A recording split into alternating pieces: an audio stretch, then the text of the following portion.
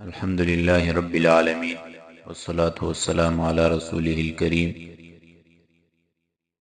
أما بعد فأعوذ بالله من الشيطان الرجيم بسم الله الرحمن الرحيم سیرت النبی صلی اللہ علیہ وسلم درس نمبر 95 غزوہ تبوک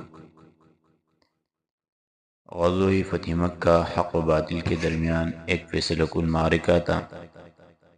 اس معرکے کے بعد اہل عرب کے نزدیک رسول اللہ صلی اللہ علیہ وسلم کی رسالت میں کوئی شک باقی نہیں رہ گیا تھا، اسی لیے حالات کی رفتار یکسر بدل گئی اور لوگ اللہ کے دین میں فوج در فوج داخل ہو گئے۔ اس کا کچھ اندازہ ان تفصیلات سے لگ سکے گا جنہیں ہم وفود کے باب میں پیش کریں گے، اور کچھ اندازہ استعداد سے بھی لگایا جا سکتا ہے جو حجۃ الوداع میں حاضر ہوئی تھی۔ بہرحال اب اندرونی مشکلات کا تقریباً خاتمہ ہو چکا تھا اور مسلمان شریعت الہی کی تعلیم عام کرنے اور اسلام کی دعوت پھیلانے کے لیے یکسو ہو گئے تھے، مگر اب ایک ایسی طاقت کا رخ مدینہ کی طرف ہو چکا تھا جو کسی وجہ جواز کے بغیر مسلمان چیل چال کر رہی تھی۔ یہ طاقت رومیوں کی تھی جو اس وقت روئی زمین پر سب سے بڑی فوجی قوت کی حیثیت رکھتی تھی۔ پچھلے دروس میں یہ بتایا جا چکا ہے کہ اس چیل چال کی ابتدا شرحبیل بن عامر غسانی کے ہاتھوں رسول اللہ صلی اللہ علیہ وسلم کے سفیر حضرت حارث بن عمیر ازدی رضی اللہ عنہ کی شہادت سے ہوئی، جبکہ وہ رسول اللہ صلی اللہ علیہ وسلم کا پیغام لے کر بصرہ کے حکمران کے پاس تشریف لے گئے تھے۔ یہ بھی بتایا جا چکا ہے کہ نبی صلی اللہ علیہ وسلم نے اس کے بعد حضرت زید بن حارثہ رضی اللہ عنہ کی سرکردگی میں ایک لشکر بھیجا تھا جس نے رومیوں سے سرزمین موتا میں خوفناک ٹکر لی، مگر یہ لشکر یہ متکبر ظالموں سے انتقام لینے میں کامیاب نہ ہوا، البتہ اس نے دور و نزدیک کے عرب باشندوں پر نہایت بہترین اثرات چھوڑے۔ قیصر روم ان اثرات کو اور ان کے نتیجے میں عرب قبائل کے اندر روم سے آزادی اور مسلمانوں کی ہم نوائی کے لیے پیدا ہونے والے جذبات کو نظر انداز نہیں کر سکتا تھا۔ اس کے لیے یقیناً یہ ایک خطرہ تھا جو قدم بقدم اس کی سرحد کی طرف بڑھ رہا تھا اور عرب سے ملی ہوئی سرحد شام کے لیے چیلنج بنتا جا رہا تھا۔ اس لیے قیصر نے سوچا کہ مسلمانوں کی قوت کو ایک عظیم اور ناقابل شکست خطرے کی صورت اختیار کرنے سے پہلے کچل دینا ضروری ہے، تاکہ روم سے متصل عرب علاقوں میں فتنے اور ہنگامے سر نہ اٹھا سکے۔ ان مصلحتوں کے پیش نظر ابھی جنگ موتا پر 1 سال بھی نہ گزرا تھا کہ قیصر نے رومی باشندوں اور اپنے ماتحت عربوں یعنی آل غسان وغیرہ پر مشتمل فوج کی فراہمی شروع کر دی اور ایک خونریز اور فیصلہ کن معرکے کی تیاری میں لگ گیا۔ ادھر مدینہ میں فے خبریں پہنچ رہی تھی کہ رومی مسلمانوں کے خلاف ایک فیصلہ کن معرکے کی تیاری کر رہے ہیں۔ اس کی وجہ سے مسلمانوں کو ہم وقت جھٹکا لگا رہتا تھا اور ان کے کان کسی بھی غیر مانوس آواز کو سن کر فوراً کھڑے ہو جاتے تھے۔ وہ سمجھتے تھے کہ رومیوں کا ریلا آ گیا۔ اس کا اندازہ اس واقعے سے ہوتا ہے کہ اسی 9 ہجری میں نبی صلی اللہ علیہ وسلم نے اپنی ازواج مطہرات سے ناراض ہو کر 1 مہینہ کے لیے ایلا کر لیا تھا اور انہیں چھوڑ کر ایک بالا خانہ میں علیحدہ ہو گئے تھے۔ صحابہ کرام کو ابتدائی حقیقت حال معلوم نہ ہو سکی تھی، انہوں نے سمجھا کہ نبی صلی اللہ علیہ وسلم نے طلاق دے دی ہے، اور اس کی وجہ سے صحابہ کرام رضی اللہ عنہ میں شدید رنج و غم پھیل گیا تھا۔ حضرت عمر بن خطاب رضی اللہ عنہ اس واقعہ کو بیان کرتے ہوئے کہتے ہیں کہ میرا ایک انصاری ساتھی تھا، جب میں خدمت نبوی میں موجود نہ رہتا تھا تو وہ میرے پاس خبر لاتا، اور جب وہ موجود نہ ہوتا تو میں اس کے پاس خبر لے جاتا۔ یہ دونوں ہی عوالی مدینے میں رہتے تھے، ایک دوسرے کے پڑوسی تھے، اور باری باری خدمت نبوی صلی اللہ علیہ وسلم میں حاضر ہوتے تھے۔ اس زمانے میں ہمیں شہ غسان کا خطرہ لگا ہوا تھا۔ ہمیں بتایا گیا تھا کہ وہ ہم پر یورش کرنا چاہتا ہے، اور اس کے ڈر سے ہمارے سینے بھرے ہوئے تھے۔ ایک روز اچانک میرا انصاری ساتھی دروازہ پھیٹنے لگا اور کہنے لگا کھولو کھولو۔ میں نے کہا کیا غسانی آ گئے؟ اس نے کہا نہیں، بلکہ اس سے بھی بڑی بات ہو گئی، رسول اللہ صلی اللہ علیہ وسلم نے اپنی بیوی سے علیحدہ ہو گئے ہیں۔ ایک دوسری روایت میں یوں ہے کہ حضرت عمر رضی اللہ عنہ نے کہا ہم میں چرچا کہ اہل غسان ہم پر چڑھائی کرنے کے لیے گھوڑوں کو نال لگوا رہے ہیں۔ ایک روز میرا ساتھی اپنی بار پر گیا اور عشاء کے وقت واپس آ کر میرا دروازہ بڑے زور سے پیٹا اور کہا کیا عمر سویا ہوا ہے؟ میں گھبرا کر باہر آیا۔ اس نے کہا کہ بڑا حادثہ ہو گیا۔ میں نے کہا کیا ہوا؟ کیا غسانی آ گئی؟ اس نے کہا نہیں، بلکہ اس سے بھی بڑا اور لمبا حادثہ، رسول اللہ صلی اللہ علیہ وسلم نے اپنے بیوی کو طلاق دے دی ہے۔ اس سے اس صورتحال کی سنگینی کا اندازہ لگایا جا سکتا ہے جو اس وقت رومیوں کی جانب سے مسلمانوں کو درپیش تھی۔ اس میں مزید اضافہ منافقین کی ان ریشہ دوانیوں سے ہوا جو انہوں نے رومیوں کی تیاری کی خبریں مدینے پہنچنے کے بعد شروع کی۔ چنانچہ اس کے باوجود کہ منافقین دیکھ چکے تھے کہ رسول اللہ صلی اللہ علیہ وسلم ہر میدان میں کامیاب ہے اور روئی زمین کی کسی طاقت سے نہیں ڈرتے، بلکہ جو رکاوٹیں آپ کی راہ میں حائل ہوتی ہے وہ فاش ہو جاتی ہے۔ اس کے باوجود ان منافقین نے یہ امید باندھ لی کہ مسلمانوں کے خلاف انہوں نے اپنے سینوں میں جو دیرینہ آرزو چفا رکھی ہے اور جس گردشی دورہ کا وہ عرصوں سے انتظار کر رہے ہیں، اب اس کی تکمیل کا وقت قریب آ گیا ہے۔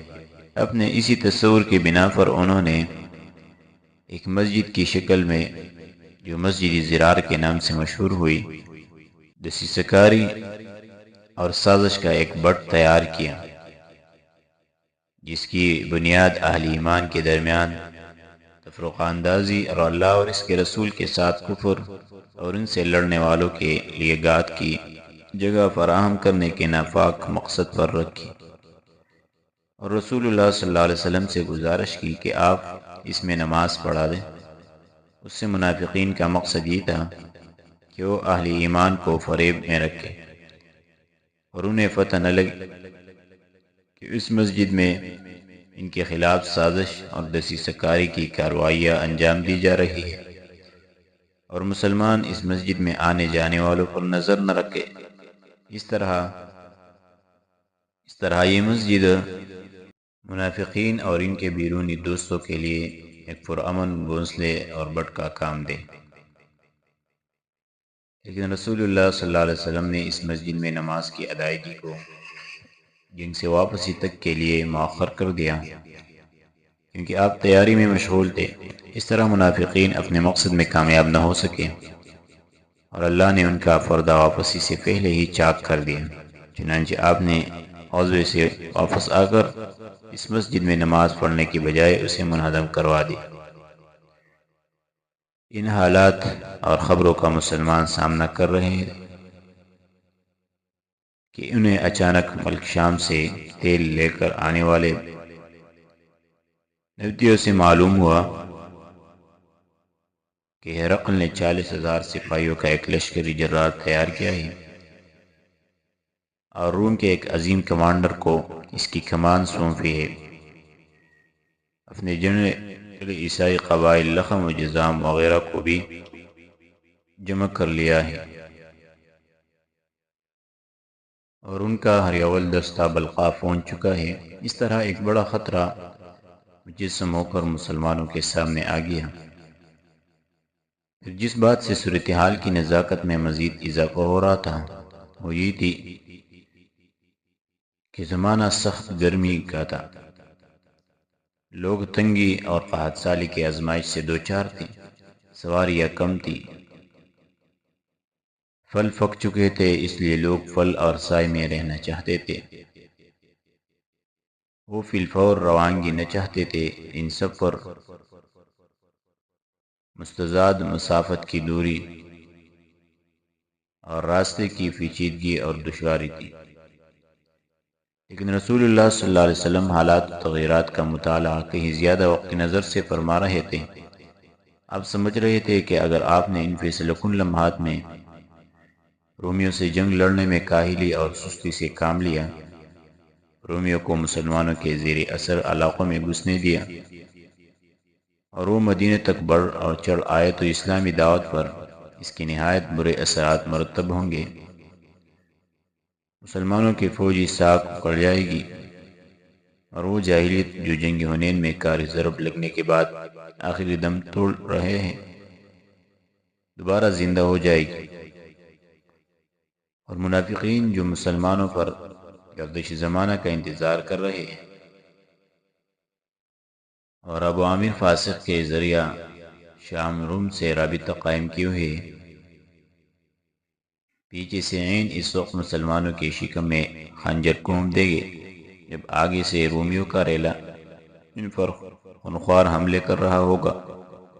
اس طرح وہ بہت ساری کوششیں رائے گاہ چلی جائے گی جو آپ نے اور آپ کے صحابہ کرام نے اسلام کی نشر و اشاعت میں صرف کی تھی، اور بہت ساری کامیابیاں ناکامی میں تبدیل ہو جائے گی جو طویل اور خونریز جنگوں اور مسلسل فوجی دوڑ دوف کے بعد حاصل کی گئی تھی۔ رسول اللہ صلی اللہ علیہ وسلم نے ان نتائج کو اچھی طرح سمجھ رہے تھے، اس لیے عسرت و شدت کے باوجود آپ نے طے کیا کہ رومیوں کو دار اسلام کی طرف پیش قدمی کی مہلت دیے بغیر خود ان کے علاقے اور حدود میں گھس کر ان کے خلاف ایک فیصلہ کن جنگ لڑی جائے۔ یہ معاملہ طے کر لینے کے بعد آپ نے صحابہ کرام میں اعلان فرما دیا کہ لڑائی کی تیاری کریں۔ قبائل عرب اور اہل مکہ کو بھی پیغام دیا کہ لڑائی کے لیے نکل پڑے۔ آپ کا دستور تھا کہ جب کسی غزوے کا ارادہ فرماتے تو کسی اور ہی جانب روانہ ہوتے، لیکن صورتحال کی نزاکت اور تنگی کی شدت کے سبب اب کی بار آپ نے صاف صاف اعلان فرمایا کہ رومیوں سے جنگ کا ارادہ ہے تاکہ لوگ مکمل تیاری کر لیں۔ آپ نے اس موقع پر لوگوں کو جہاد کی ترغیب بھی دی اور جنگ ہی پر ابھارنے کے لیے سورہ توبہ کا بھی ایک ٹکڑا نازل ہوا۔ ساتھ ہی آپ نے صدقہ و خیرات کرنے کی فضیلت بیان کی اور اللہ کی راہ میں اپنا نفیس مال خرچ کرنے کی رغبت دلائی۔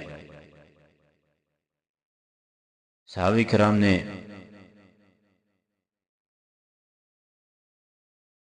جو ہی رسول اللہ صلی اللہ علیہ وسلم کا ارشاد سنا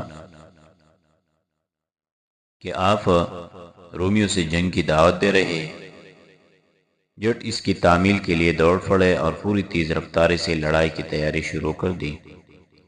قبیلے اور برادریاں اور چار جانب سے مدینے میں اترنا شروع ہو گئے، اور سوائے ان لوگوں کے جن کے دلوں میں نفاق کی بیماری تھی کسی مسلمان نے اس غزوے سے پیچھے رہنا گوارا نہ کیا۔ البتہ 3 مسلمان اس سے مستثنیٰ ہیں کہ صحیح الایمان ہونے کے باوجود انہوں نے غزوے میں شرکت نہ کی۔ حالت یہ تھی کہ حاجت مند اور فاقہ مست لوگ آتے اور رسول اللہ صلی اللہ علیہ وسلم سے درخواست کرتے کہ ان کے لیے سواری فراہم کر دیں تاکہ وہ بھی رومیوں سے ہونے والے اس جنگ میں شرکت کر سکیں، اور جب آپ ان سے معذرت کرتے کہ لا اجد ما احملکم علیہ تولوا وأعين تفيض من الدم حزنا ألا يجدوا ما ينفقون، میں تمہیں سوار کرنے کے لیے کچھ نہیں پاتا، تو وہ اس حالت میں واپس ہوتے کہ ان کی آنکھوں سے آنسو روا ہوتے کہ وہ خرچ کرنے کے لیے کچھ نہیں پا رہے ہیں۔ اس طرح مسلمان نے صدقہ و خیرات کرنے میں بھی ایک دوسرے سے آگے نکل جانے کی کوشش کی۔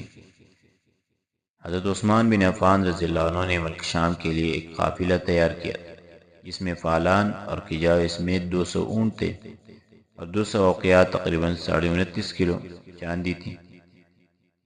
آپ نے یہ سب صدقہ کر دیا۔ اس کے بعد پھر 100 اونٹ فالان اور کجاوے سمیت صدقہ کیا۔ اس کے بعد 1000 دینار تقریباً 5.5 کلو سونے کے سکے لے آئے اور انہیں نبی صلی اللہ علیہ وسلم کے آغوش میں بکھیر دیا۔ رسول اللہ صلی اللہ علیہ وسلم نے انہیں الٹتے جاتے تھے اور فرماتے جاتے تھے، آج کے بعد عثمان جو بھی کرے انہیں ضرر نہ ہوگا۔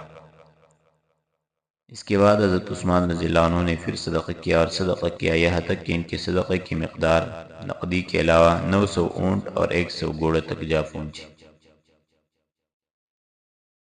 ادھر حضرت عبد الرحمن بن عوف رضی اللہ عنہ 200 اوقیات تقریباً 29.5 کلو چاندی لے آئے۔ حضرت ابوبکر رضی اللہ عنہ نے اپنا سارا مال حاضر خدمت کر دیا اور بال بچوں کے لیے اللہ اور اس کے رسول کے سوا کچھ نہ چھوڑا۔ ان کے صدقے کی مقدار 4000 درہم تھی اور سب سے پہلے یہی اپنا صدقہ لے کر تشریف لائے تھے۔ حضرت عمر رضی اللہ عنہ نے اپنا آدھا مال خیرات کیا۔ حضرت عباس رضی اللہ عنہ بہت سا مال لائے۔ حضرت طلحہ، سعد بن عبادہ، محمد بن مسلمہ بھی کافی مال لائے۔ حضرت عاصم بن عدی 90 وسق یعنی 13.5 کلو ٹن کھجور لے کر آئے۔ بقیہ صحابہ بھی فی درفے اپنے تھوڑے زیادہ صدقات لے آئے، یہاں تک کہ کسی نے 1 مد یا 2 مد صدقہ کیا کہ وہ اس سے زیادہ کی طاقت نہیں رکھتے تھے۔ عورتوں نے بھی ہار، بازو بند، پازیب، بالی اور انگوٹھی وغیرہ جو کچھ ہو سکا آپ کی خدمت میں بھیجا۔ کسی نے بھی اپنا ہاتھ نہ روکا اور بخل سے کام نہ لیا۔